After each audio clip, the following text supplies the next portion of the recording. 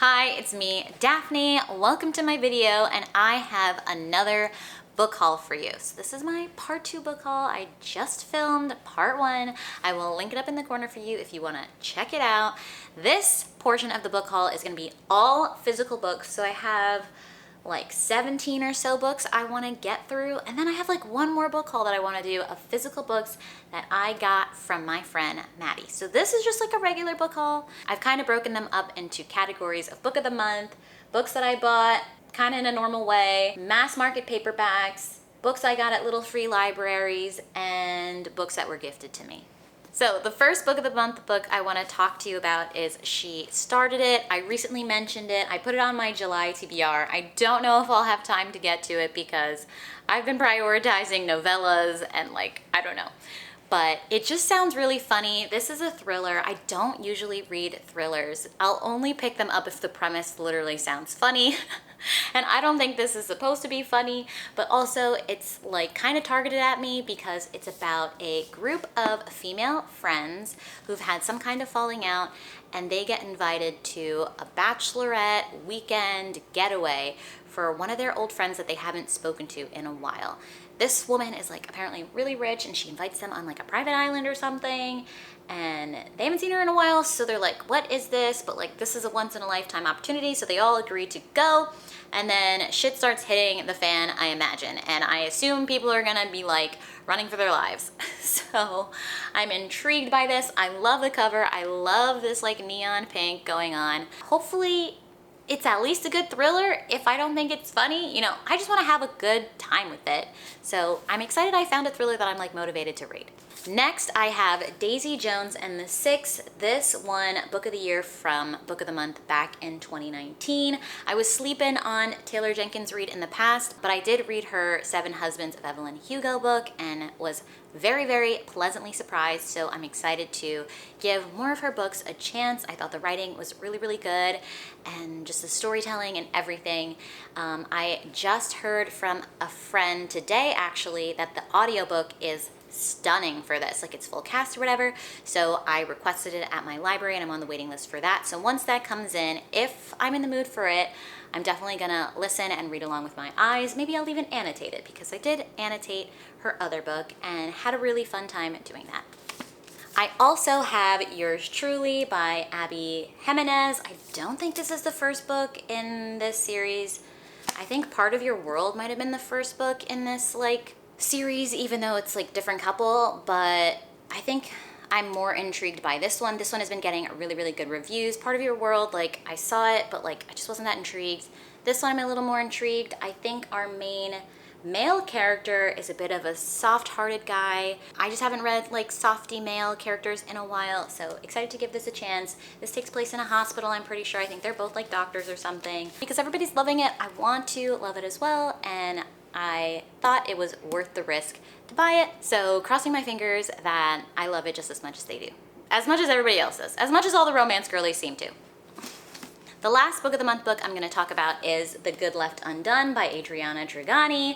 I read this recently as part of a really cool book event I went to. My mom and her book club, who she's been a part of for 15 years, which is amazing, mad jealous. I hope I have a book club that stays together that long in my future.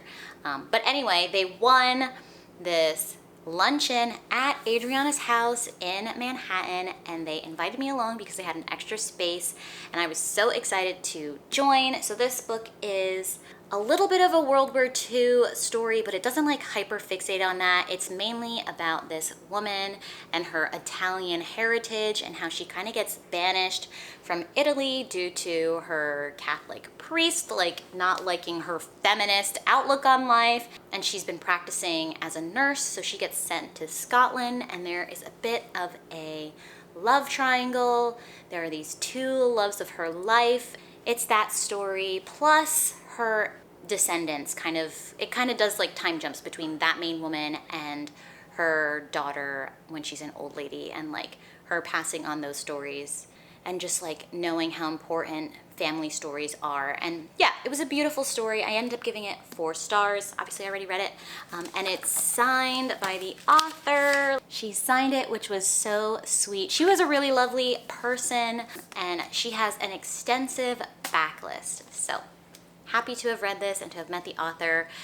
And yeah, for her, also her home, goals. Like literally brownstone in Manhattan, beautiful historic architecture, like the flooring is from like the 1800s or something, like, or even older, I don't even know. Books everywhere throughout her house, just like full of books, and so dreamy. And then kind of transitioning from this into the gifted books I got, because at that event, she was so kind to gift us one of her books, which is like an anthology, I believe. Let me show it to you. And another book, which she just gifted everybody a random other book based off vibes of everybody's name, which was fun. So I'll talk about her book first, which is Reunion Beach. It has a bunch of authors on here, so it seems like it's an anthology of stories. So interested in that and so appreciative that she gifted us all a copy. And then maybe if my mom's book club reads it, I'll read it at the same time as them and like tag along for another book club thing. And then the random book that I was selected based off the vibes of my name is Do Tell, which this cover is really cool. I love how vibrantly red it is. Though honestly, like red and me have like a love-hate relationship. Like I don't love red, like wearing red anymore, but like I can appreciate like a bold red. And it seems like it's a Hollywood story with maybe a mystery and a murder. I just thought that was really, really kind, and happy to receive any free books. And Hollywood stories can be fun, I've found. I enjoy them. So thank you very much, Adriana. Thank you for welcoming us into your home. I had a fabulous time. Now let's jump into the books that I bought kind of traditionally, like at the bookstore or on Amazon. Full price. Was it full price? I guess. I mean, Amazon's hardly ever full price. But I'll talk about this one next, which is Wolf Girl and Black Prince. I kind of talked about this in my recent wrap up. This is a manga. I think it's recently been translated to English, so I've only able to get my hands on the first one. I did watch the anime a long, long time ago and loved it. This story is about a fake dating relationship in high school. It's very shoujo, very cute, with a bit of a dark hero who is manipulative and chaos ensues, and they slowly fall in love. Not much happens in the first one, but the series is super cute overall, so I might still continue picking up the mangas, or maybe I'll just rewatch the anime. Oh, I just threw it by accident!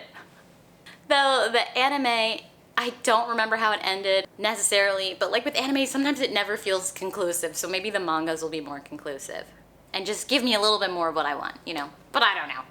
Next, I bought Tatiana and Alexander. I've been sitting on this for a minute. This is the second book in the Bronze Horseman trilogy. It's a romance trilogy about Russia. There's like a war. I don't remember what war it is. I read the first book back when I was in high school. I don't remember all the details. I just remember the pining was intense. It was like right person, wrong time.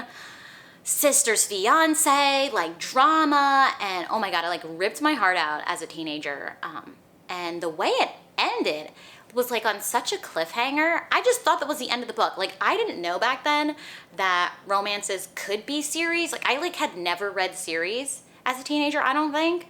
Besides like Twilight, I mean, I guess I knew romances could be series, but I had no idea that The Bronze Horseman was a trilogy. So I was pleasantly surprised when I randomly found the third book in the trilogy called The Summer Garden at like the Goodwill. So I bought it immediately. And I don't know if that was like when I first realized that it wasn't a standalone book, like it was a series, but I got the third one and I was like, oh my god, now I need to find the second one. And I never found the second one. So I just decided to buy it off Amazon.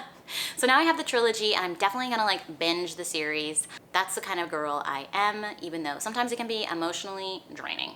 And speaking of emotionally draining trilogies, I also recently bought Jade Legacy, which is the third book in the Greenbone Saga trilogy, and I'm emotionally drained.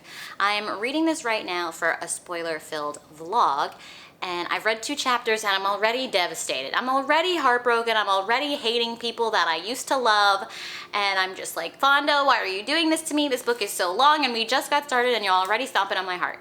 I've been reading it for the last 3 months. I'm loving it. It is beautiful pieces of art. and the way she like evokes strong emotions out of me is like next level. But I could use a break. I'm sure the Jade Legacy stuff probably came out before this video, so you'll know more than I do if you've already watched it. But yeah, loving it and dying over it at the same time in a painful way. Next, I have Archer's Voice by Mia Sheridan. I think this is the only Mia Sheridan I own. This apparently has an extended epilogue, which is cool. This is a book that I got off the recommendation of a few romance girlies. I think Jess from Peace Love Books really likes this, and maybe Tori from A Novel Life really likes it. I don't remember who exactly, but like I feel like I've been hearing this around a lot, and I really trust these girls' opinion, so decided to pick it up. I think the main male character doesn't speak, and I don't know why, but he's able to communicate with our main heroine, and I don't know if it's because she speaks sign language, but that's just like a plot line I've never experienced before, so I'm really, really intrigued, and I feel like it's gonna be very touching and beautiful, and hopefully I love it. And also hopefully it's steamy, because I love some steam. We cannot deny that. Really excited to get into this, happy that I have it.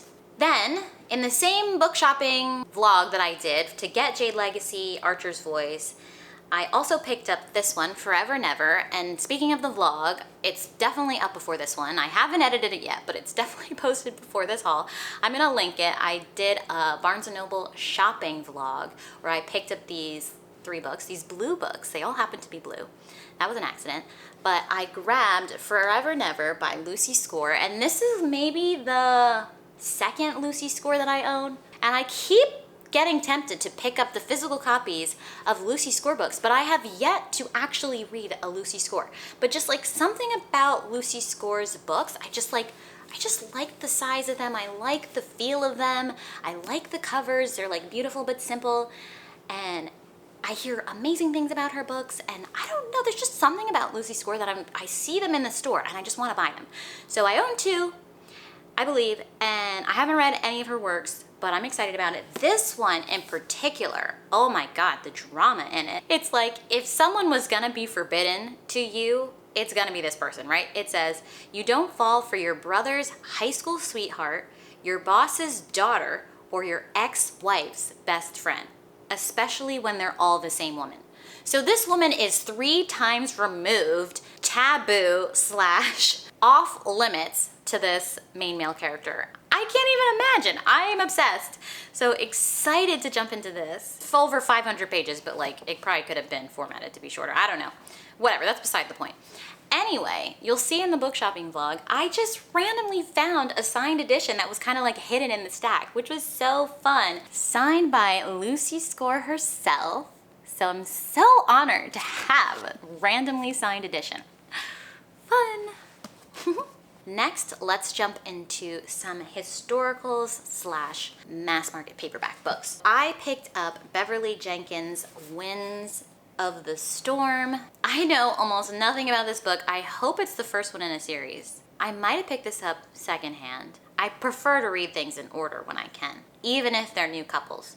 Because like sometimes the characters they're like woven in, you know, and I just want to know things in order. I'm an in order kind of girly. And I have like 2 other historicals on my shelves. They're like book 4 and 6, and like I just don't want to read them because I'm like, I don't have the other ones. I'm kind of at a standstill on those. Maybe I'll find the other ones, or maybe I'll just read them in the library. I should do that. Anyway, I'm rambling. Let's figure out if this is the first book. Okay, it's the second book in Beverly Jenkins' Levesque family series. The first one's called Through the Storm, also has another stunning cover, but I don't own that one. What? Oh my God. Okay, so you can get it on Kindle. I don't know what the cost is because you can't see it on the app. I could get the mass market paperback for like $9, but then the hardcover for Through the Storm is $558. Anyway, let's find out what this book is about. This story takes place during the Civil War. It sounds like our female heroine is not really a spy, but like working to save people in the South, posing as a madame in New Orleans, and she comes across this Archer guy. And I don't know how he ties into the story. I probably picked this up secondhand at the Strand because I don't usually just wouldn't buy, I don't think, a book that was the second one in the series. I have no idea how I acquired this book. Probably secondhand though. Then another secondhand historical I bought was a Julia Quinn.